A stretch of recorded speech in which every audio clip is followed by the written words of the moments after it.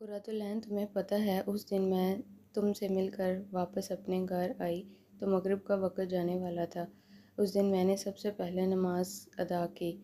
میں مزید اپنے رب کے ساتھ بے وفائی نہیں کر سکتی۔ میں جب نماز کے لیے کھڑی ہوئی مجھے ایسا لگا کہ میں مزید نہیں کھڑی ہو پاؤں گی۔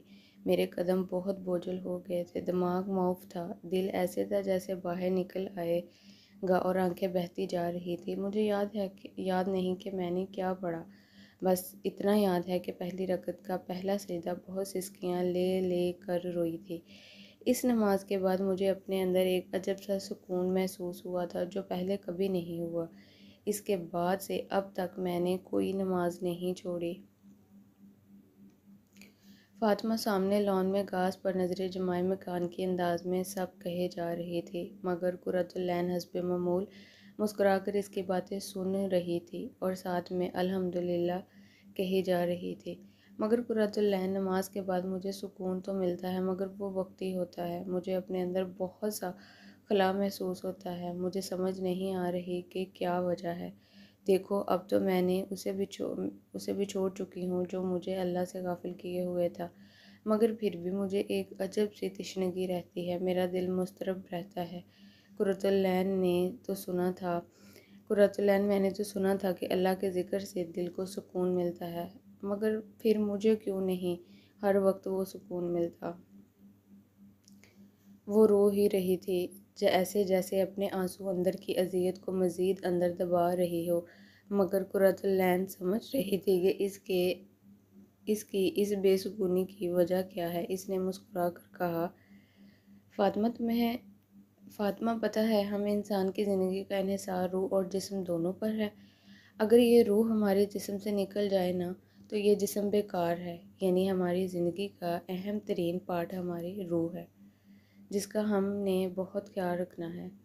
مگر آج کی ظاہریت پرستی پر دنیا کی ہم نے ظاہری جسم کو تو بہت توجہ دے دی ہے مگر اپنے اندر کی نظر نہ آنے والی روح کو بالکل اگنور کر دیا ہے۔ یہی وجہ ہے کہ خوبصورت جسموں میں بے چین دل دھڑکتے ہیں۔ لوگوں کو لگتا ہے کہ ہم ظاہری کھیل کود اور ہنسی مذاق سے خود کو خوش رکھ سکتے ہیں، مگر یہ بالکل غلط ہے۔ آپ کے جذبات کا تعلق آپ کے دل سے ہوتا ہے اور دل کا تعلق روح سے ہے۔ اس لیے اس روح کی ضرورت پوری کرنے سے ہی انسان کو سکون مل سکتا ہے۔ مگر قرۃ العین، میں تو نماز پڑھتی ہوں، دعائیں بھی مانگتی ہوں، کیا اس سے میری روح کی ضرورت پوری نہیں ہو رہی؟ فاطمہ اس کی باتیں سن کر حیران سی تھی۔ فاطمہ دیکھو، نماز فرض ہے، یہ بالکل ہماری روح کی ضرورت ہے، مگر نماز پڑھنا کافی نہیں۔ تم خود بتاؤ، ہم سارا دن صرف کھانا کھائیں پانی نہ پئیں، کیا اس سے ہماری ضرورت پوری ہوگی؟ فاطمہ نے نفی میں سر ہلا دیا۔ بالکل اسی طرح ہمارے لیے نماز کے ساتھ اور بھی کام بہت ضروری ہیں جو ہماری روح کی ضرورت پوری کریں گے۔ نماز میں تو تم اللہ سے سرگوشی کرتی ہو، مگر کیا تمہیں معلوم ہوتا ہے کہ اللہ تم سے کیا چاہ رہے ہیں؟ فاطمہ نے پھر سے اداسی کے ساتھ سر نفی میں ہلا دیا۔ یہی وجہ ہے کہ کوئی بھی تعلق تب تک فائدہ مند نہیں ہوتا جب تک کہ یک طرفہ ہو۔ تمہیں اللہ کے ساتھ تعلق قائم کرنا ہے تو سب سے پہلے خود پر کام کرنا ہوگا۔ فاطمہ کے لیے یہ سب باتیں بہت گہری مگر نہیں تھیں۔ اسے ایسے لگ رہا تھا کہ جیسے اس کے ذہن سے پردے چھٹکتے جا رہے ہوں۔ اسے واقعی اب اپنا مسئلہ سمجھ آنے لگا تھا۔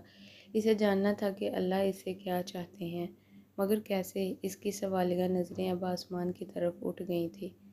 وہ اندھیری کھائی میں گرتی ہی جا رہی تھی۔ اس کا جسم بری طرح سے کانپ رہا تھا۔ وہ حلق پھاڑ کر چیخنا چاہ رہے تھے مگر آواز ساتھ نہ دے رہی تھی۔ اس نے ہوا میں بہت ہاتھ پاؤں مارے مگر کوئی سہارا نہ آیا۔ وہ کتنی دیر سے ایسے تیزی سے سر کے بال نیچے کی طرف آ رہی تھی۔ وہ اندھیرے میں آنکھیں پھاڑ کر دیکھنا چاہ رہی تھی مگر کچھ نظر نہ آیا۔ شدید خوف کے مارے وہ کیفیت تھی کہ آنسو بھی جیسے حلق میں گولے کی صورت میں جمع ہو کر اس کا سانس لینا دشوار کر رہے تھے۔ بہت زور لگانے پر آخر ایک لفظ اس کے منہ سے نکلا اور ساتھ ہی اس کا جسم کسی پر نور اور روشن سی جگہ پر نرم و ملائم سبز گھاس پر آ کر گر گیا۔ وہ اچانک سے اٹھ کر بیٹھ گئی۔ وہ بری طرح سے کانپ رہی تھی۔ سردی کے موسم میں پورا جسم پسینے سے شرابور تھا۔ اس نے اپنے ماتھے پر ہاتھ پھیرا اور انگلیوں پر لگا پسینہ دیکھنے لگی۔ اتنے میں اس کے کمرے کا دروازہ دڑم سے کھلا۔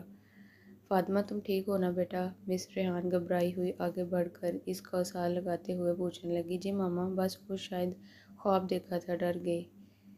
فاطمہ اپنی یادداشت پر زور ڈالنے کی کوشش کر رہی تھی کہ اس نے کیا دیکھا۔ اس کی سانس ابھی تک بحال نہ ہوا تھا۔ میں تو کچن میں پانی لینے کے لیے آئی تھی کہ یوں تمہاری آواز سن کر گھبرا گئی اور یہاں آ گئی۔ ماما میری کوئی آواز بھی آئی تھی کیا؟ فاطمہ حیران اور پریشان اپنے ماما کی طرف دیکھ رہی تھی۔ ہاں بیٹا، مجھے واضح تو سنائی نہیں دیا کہ تم نے کیا کہا تھا، مگر تم بہت چیخ کر بولی تھی۔ تم ٹھیک ہو نا؟ مس ریحان پریشانی سے اس کے چہرے کو غور سے دیکھتے ہوئے بولی۔ فاطمہ نے استباط میں سر ہلایا اور اپنی انگلیوں پر لگے پسینے کو صاف کرنے لگی۔ اس کا دل پہلے ہی سے تیزی سے دھڑک رہا تھا اور اب اس کی ماما نے اسے مزید الجھا دیا تھا۔ یہ کیا ہو رہا تھا اس کے ساتھ؟ ہائے فاطمہ، کدھر ہو یار؟ موبائل کی گھنٹی ہوئی۔ یہ سفیان کا میسیج تھا جو اسکرین پر چمک رہا تھا۔ اس نے موبائل اٹھا کر دیکھا۔ دل زور زور سے دھڑکنا شروع ہو گیا۔ موبائل سائیڈ پر رکھ کر وہ پھر سے کتاب کی طرف دیکھنے لگی۔ رات کے 8 بجے کا ٹائم تھا۔ اس کے ریشمی بال کمر پر بکھرے ہوئے تھے۔ وہ بیڈ پر کتابیں پھیلائے پڑھنے کی ناکام کوشش کر رہی تھی۔ ساتھ میں پڑا کافی کا مگ ٹھنڈا ہو چکا تھا، مگر وہ فوکس نہیں کر پا رہی تھی۔ اس نے کتاب بند کی اور اپنا سر بیڈ کے کراؤن کے ساتھ لگا کر آنکھیں بند کر لی۔ دوبارہ سے گھنٹی ہوئی۔ اس کے آنسو بہنا شروع ہو گئے۔ آخری بار بات کر لوں، اسے آرام سے کہہ دوں کہ آج کے بعد وہ تمہیں کوئی میسیج نہ کرے، وہ پریشان ہو رہا ہوگا۔ کسی نے اندر سے سرگوشی کی۔ اس نے آنکھیں کھولیں اور ہاتھ موبائل کی طرف بڑھایا۔ فاطمہ، تم نے تو خود سے وعدہ کیا تھا کہ تم اس سے اب کبھی بات نہیں کرو گی۔ ایک اور آواز اندر سے آئی۔ اس کا بڑھتا ہوا ہاتھ پھر سے رک گیا۔ دوبارہ ٹپ ہوئی۔ فاطمہ، وہ تمہاری بہت کیئر کرتا ہے۔ تم نے اگر اسے چھوڑ دیا تو وہ خود کو کچھ کر لے گا۔ کیا تم سے یہ برداشت ہو جائے گا؟ کیا تم خوش رہ لو گی اس کے بغیر؟ کیا تم سکون سے رہ لو گی اگر وہ کوئی تمہاری وجہ سے اذیت میں ہو؟ کسی نے دوبارہ اس کے اندر سرگوشی کی۔ اس کے حلق میں کچھ اٹک سا گیا۔ آنکھیں مزید گرم ہو گئی۔ اس سرگوشی کے بعد اس نے آگے بڑھ کر موبائل اٹھا لیا۔ فاطمہ، یہ ٹھیک نہیں ہے، ایسا مت کرو، یہ تعلق جائز نہیں ہے۔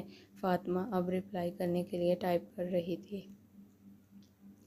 فاطمہ رک جاؤ، اپنا وعدہ مت بھولو، وہ کچھ نہیں ہے تمہارا۔ تم اس تعلق کا انجام بھی نہیں جانتی، محض اضطراب ہے، مت کرو ایسا۔